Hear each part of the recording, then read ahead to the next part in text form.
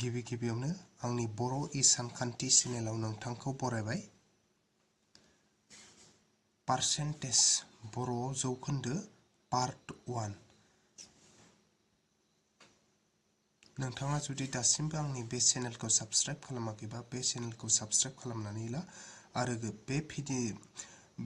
बे चेनेलनि गोदान भिडिअ आपल'डखौ नि इनफरमेसनखौ मोनबाय थानो थाखाय बेल आइकनखौ दांनो दाबाव।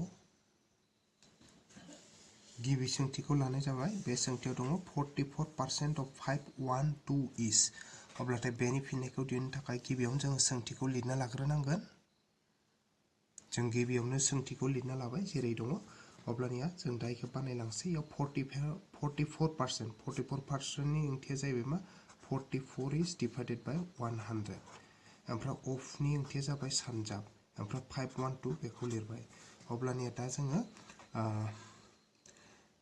नैबे 100 जों 512 बेखौ रानना नायोबा 100 जों 44 खौ रानना लाब्लाबो जेबो नङा। जायखिजाया रानना लानो हायो जोङो। 100 जों 512 खौ रानोब्ला जों बेसे मोनगोन 5.12 मोनगोन। अब्लानिया मा थाहैबाय 44 into 5.12 थाहैबाय। दानिया इ मोननैखौ जोङो माल्टिप्लाइ खालामनांगौ, सानजाबनांगौ। 5.12 into 44 माल्टिप्लाइ खालामबाथाय 4 into 2 8, 4 into 1 4, 4 into 5 20, 4 into 2 8, 4 into 1 4, 4 into 5 20। Total बेसे मोनबाय 8 इ जाबाय 12। नैबेसे जाहैबाय बियो 5 जाहैबाय। नैबे जाबाय 2, नैबे जाबाय आरोबाव 2। अब्लानिया पइन्टनि जा बेसे दं? पइन्टनि जानि मोनसे मोननै डिजिट दं नालाय मोननै डिजिटनि सिगाङाव पइन्ट होबाय। थामबा 25 225.28 आ एन्सार जाहैबाय। 225.28 आरो बबे नाम्बार अपसनाव दं बियो? नैबे बी नाम्बार अपसनाव दङ। फिननाया बी नाम्बार अपसन। नेक्स्ट मोनसे सोंथिखौ लाबाय। बेयाव दङ 28% of 360 is। अब्ला 28% of 360। अब्लाथाय जों गिबियावनो सोंथिखौ लिरना लानोसै। जों सोंथिखौ लिरना लाबाय। 28% of 360। 28% माने इनि ओंथिया जाबाय 28/100। of माने सानजाब बा माल्टिप्लाइ। ओमफ्राय नैबे जाबाय 360 दङ। हानायखिनिखौ दानना लानोसै। जायखिजाया 100 जों 360 खौ डिभाइड खालामबाथ' ओरैहाय 0 0 केन्सेल आरो 10 जों 36 डिभाइड खालामबा 3.6 मोनगोन। अब्ला मा थाहैबाय 28 into 3.6। दा इखौ माल्टिप्लाइ खालामना मा मोनो? इनो एन्सार जासिगोन 28 into 3.6। अब्लाथाय 6 into 8 जार 48 4 थाबाय। इ जाबाय 6 into 2 जार 12 12 बाथाय 16 जाबाय। 3 into 8 जार 24 2 थाबाय आखायाव। इ जाबाय 6 3 into 2 6 7 8 बेस थाखायाव 8। इ जाबाय 10 1 थाबाय आखायाव। इ 9 10। अब्लाथाय पइन्टनि जाबेसे मोनसे। स' मोनसे डिजिटनि सिगाङाव पइन्ट नालाय मोनसे डिजिटनि सिगाङाव पइन्ट। स' बेसे मोनबाय 100.8। अब्ला अबे नाम्बार अपसनाव दं बियो? नैबे सी नाम्बार अपसन। नेक्स्ट मोनसे कुइसन लालायबाय। बेयाव दङ 20% of 30% of 20% of 810 is। अब्ला बेनि एन्सारखौ दिहुननो थाखाय फार्स्टआव कुइसनखौ लिरना लानोसै। जों कुइसनखौ लिरना लाबाय। 20% of 30% of 20% of 810। अब्ला इनि ओंथिया ओरैबायदि 20% माने जाबाय 20/100। of माने जाबाय माल्टिप्लाइ। 30% माने 30/100। of माने जाबाय माल्टिप्लाइ। 20% माने 20/100। of माने जाबाय माल्टिप्लाइ 810। दा इयाव हानायखिनिखौ जोङो दानना लानोसै। दा नैयाव 20 जो 100 खौ जोङो डिभाइड खालामबा 5 मोनगोन। सायाव जेबो गैला 1 थाबाय। इयाव 0 0 केन्सेल। 3 जो 10 खौ रानना हाखालिया डिभाइड खालामनाया इदिनो थाबाय। 20 जो 100 खौ डिभाइड खालाम 5 मोनगोन। सायाव जेबो गैला 1 थाबाय। अब्लाथाय जोंहा मा मोनखो? ओरैबायदि थाबाय इयाव।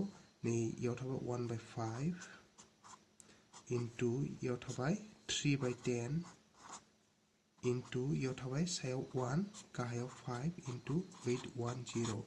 अब्लाथाय इयाव आरोबाव जोङो नै गोजौनि गाहायनि 0 0 मोनसे केन्सेल खालामबाय होमबाथाय मा थाबाय गाहायाव थाबाय 5 into 5 5 into 5 बेसे 25 आरो गोजौआव थाबाय 3 into 81 अब्लाथाय 3 into 1 जार 3 3 into 1 3 आरो 3 into 8 जार 24 243 divided by 25 मा मोनगोन जोङो 243 divided by 25 बेयाव जोङो जेनेबा 9 टाइम्स होबाय अब्लाथाय मा जागोन 5 into 9 45 4 थाबाय आखायाव ओमफ्राय उनाव 2 into 9 18 आरो दहायनि 4 जो बेसे जागोन 22 अब्लाथाय बेसे थाबाय इयाव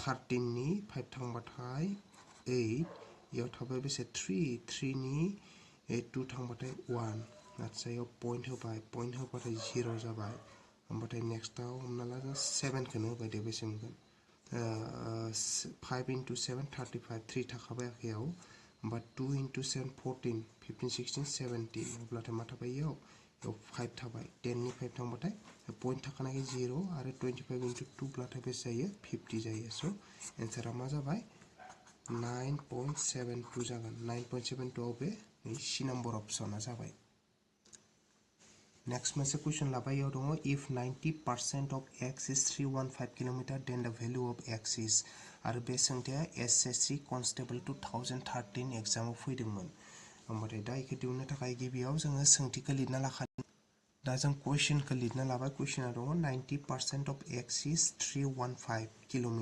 होमबाथाय जों इखौ दिहुननोब्लाथाय मा खालामबाय 90% माने जाबाय 90 by 100 of माने जाबाय मल्टीप्लाई x इन थाबाय is 315 km is माने इसे is equals to होनांगोन 315 जाबाय किलोमिटार इन थागोन इयो खोथा गैया होमबाथाय इयाव दा जोङो हानायखौ गोजौ गाहाय केन्सेल खालामबा खालामसिगोन नैबे 0 0 केन्सेल मा थाबाय गोजौआव 9 into x 9x आरो गाहायाव थाबाय नैबे 10 ओजा थाबाय 315 होमबाथाय इयाव एबार क्रस माल्टीप्लाई खालामबानो जाबाय माने खनाजों खना नै 315 नि सिङाव जेबो माने 1 दं 1 into 9x 9x आनो जागोन आरो नैबे 10 into 315 होमबाथाय बेसे जागोन 3150 जागोन इयाव x खौ लाखिना हो 9 आ डिवाइड खालामहैगोन ओजानि 3150 खौ डिवाइड खालामबाय अब्लाथाय डिवाइड खालामना मा मोनो बेखौ जों नायनोसै 3150 ना 9 जो अब्लाथाय 9 into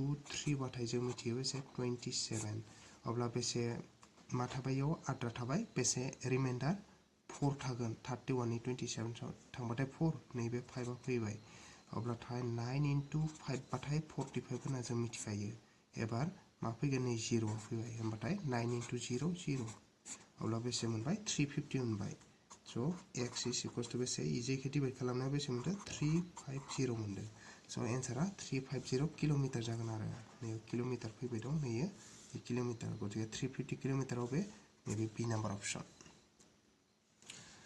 नेक्स्ट मोनसे क्वेश्चन लाबाय बे क्वेश्चनाव दङ if y% of 1 hour is 1 minute 12 second then y is equals to अब्ला इनि आन्सारखौ दिहुननो थाखाय जोङो क्वेश्चनखौ लिरना लानि आरो बे क्वेश्चनानो किन्तु एसएससी कनस्टेबल 2012 आवबो फैदोंमोन बियो जों गिबियाव क्वेश्चनखौ लिरना लाबाय y% of 1 hour is 1 minute 12 second अब्ला y% means y% नि ओंथिया जाबाय y is divided by 100 of माने जाबाय multiply ओमफ्राय 1 hour थाथबाय is माने is equals to ओजा मा दं 1 minute 12 second अब्लाथाय इयाव ओरैबायदि दायो आवाराव दं नैबे मिनिटआव दं नैबे सेकेन्डआव दं अब्ला जों मा खालामनांगो इखौ जुदि आवाराव लाखियोबाथाय ओजानिखौ आवाराव लांजोबनांगोन आरो ओजानिखौ जुदि मिनिट बा सेकेन्डआव